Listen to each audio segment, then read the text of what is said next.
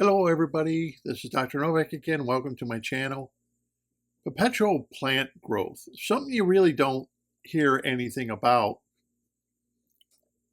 and no one even says anything about in a hobby about perpetual plant growth. But the plant you're looking at is a hydrophilia plant. This particular plant I bought off of Amazon, and it was supposed to be basically like a baby tears. And of course, I bought this off of Amazon, and you get two packages. As you can see by the package, it has literally thousands, maybe 10,000, maybe even more seeds in it. And you get a two-pack for $8.99. Cheap enough, right? And of course, they show in the picture it's supposed to stay as like a baby tears plant. But unfortunately, it did not stay as a baby tier in the 90-gallon aquarium. It started out that way, but it got a lot bigger, which a lot of people made comments that it did not stay looking like a Monte Carlo or baby tier. It did eventually get to be a bigger plant, yet in the antique aquarium, it seemed to have stayed smaller. Now, when we talk about perpetual plant growth, like you look at this Amazon sword here and the crypts. Plants like this, people would say, well, yeah, they're perpetual plant growth because the outside of the leaves of, let's say, the sword plant dies and new leaves grow in the center. And of course, the plants that you are looking at, the crypt and the sword plant you're looking at right now, they're going on 4 years old. So they don't look like they're dying out. But when we talk about perpetual plant growth, that's something that can be harvested and regrown very easily in the aquarium, much like some plants can't be harvested and regrown in the aquarium. Yes, a sword plant can make baby plants, but that's not quite the same as this plant here. Because I noticed something that when I cut the plant down, even if the leaves are cut in half, they will start growing a root system on them. And it doesn't matter where you cut the leaf, a root system can start developing on the particular plant. Like when I cut them down, sometimes I trim them up and you may cut a leaf in half. It lands on top of the aquarium water. Look at this. It actually starts growing a whole new plant just from a leaf. Now, you can't do that with a crypt. You can't cut the tip of a crypt off or a sword plant and come up with a brand new plant. But this particular plant, a lot of people have admitted it looks like a hydrophilia plant. A lot of people said it comes from India.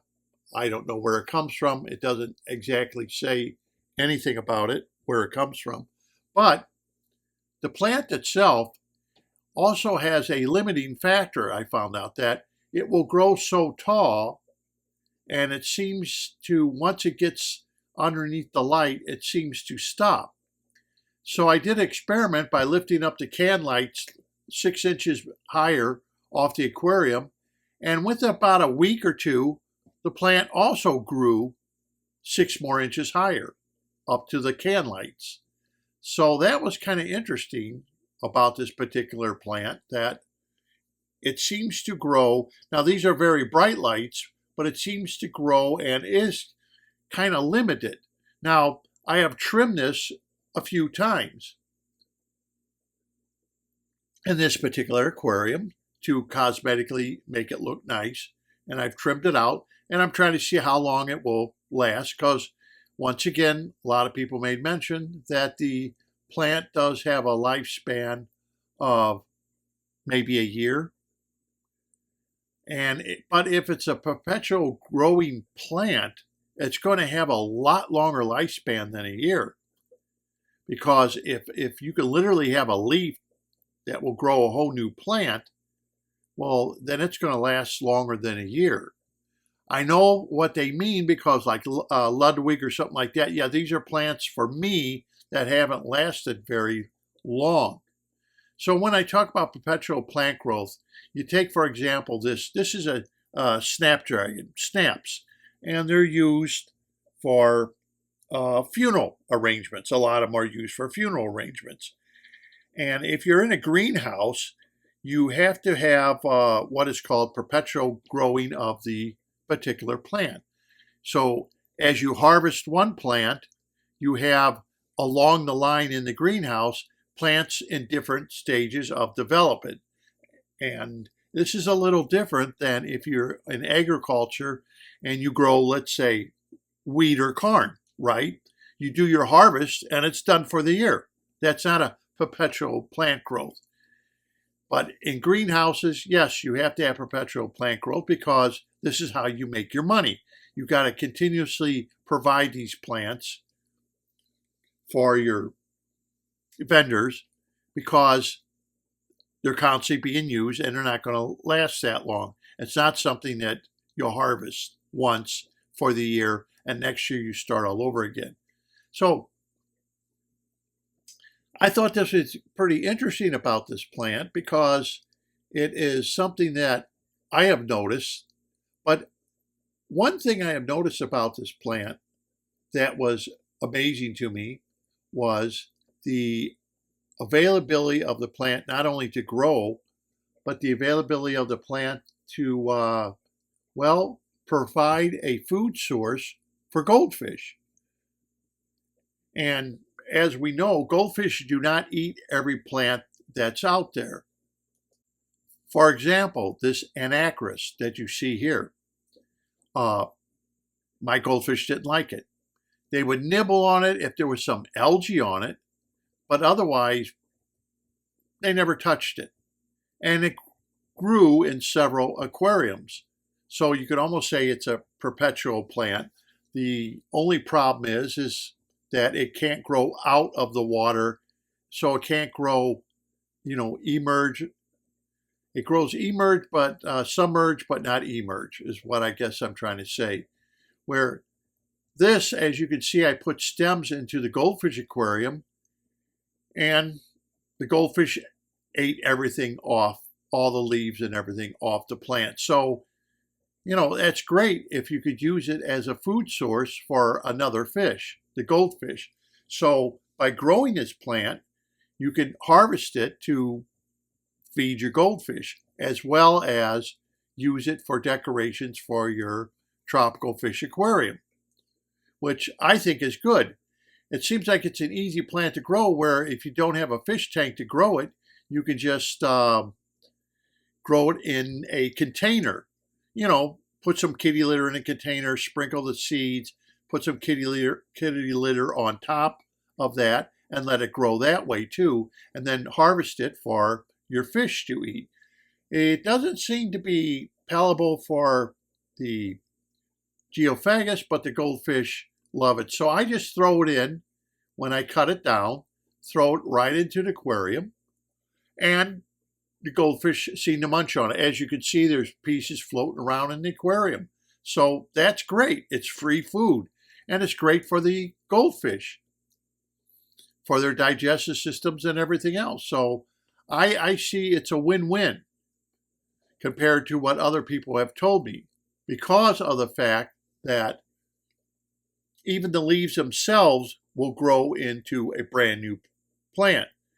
I guess it's one of those plants I could say that basically you're going to have to get tired of it before it would die out. And I've had tropical plants like Ludwig and stuff, and you cut them down, they get long, you buy them in a bunch, right? You cut them down, they get long, you cut them down, and then after a while they just seem to get tired, and they don't do as well. And that's why I kind of stay away from bunch plants because for me, anyhow, I've grown bunch plants of different sorts and put them in my aquarium. They don't seem to last that long. Whereas I've gotten the sword plants or crypts, like you see in this aquarium, the 90-gallon, these been around now for going on 4 years. So this is a plant that's, for me, worth the money to buy, especially at the cost of what plants are of $7, $8, $9 for a plant is ridiculous. Where this plant seems to just be grown on its own. There is a little bit of work in it as far as trimming it, but like I said, I take the trimmings and feed it to the goldfish. So that's why I made mention that this is a perpetual plant that, like other plants I've had, that you think goldfish wouldn't eat just to carry on, like Java fern, for example. Java fern is one of those like you see in this aquarium. I remember I grew all this Java fern and I put goldfish in it and they ate it up. And you really don't see, like you see with this pond, you don't really see in wild a big, huge mixture of plants like we put in our aquarium or our ponds. It's usually going to be one plant. You usually are going to see arrow plant or, you know, it's not a big, huge variety of plants. So I thought I'd bring this up because if you can buy this plant and you can put it in your aquarium, let's say you're making an aquarium, you put the seeds down in the aquarium where you want, and then do your hardscaping, and when it comes up, it seems like it's easy enough to grow. At least I'm not having a problem with it dying off for as long as I've owned it. As you can see, look at the root systems. Unbelievable root system going out this plant, but it's growing from everywhere. You can even see where it's growing from stems, from leaves, and I can understand where people say, you know, you can't put this plant in the wild because it will outgrow. But I think it's well worth its beauty. Yes, it's only green. I haven't seen any flowers or anything from it. I think it's well worth it. It's a perpetual growing plant. It will continuously, no matter what, grow new plants for you on a continuous basis. And I can't see this dying out in 1 year. So anyhow, that's it for this video. Thank you for watching. Until next time, happy fish keeping.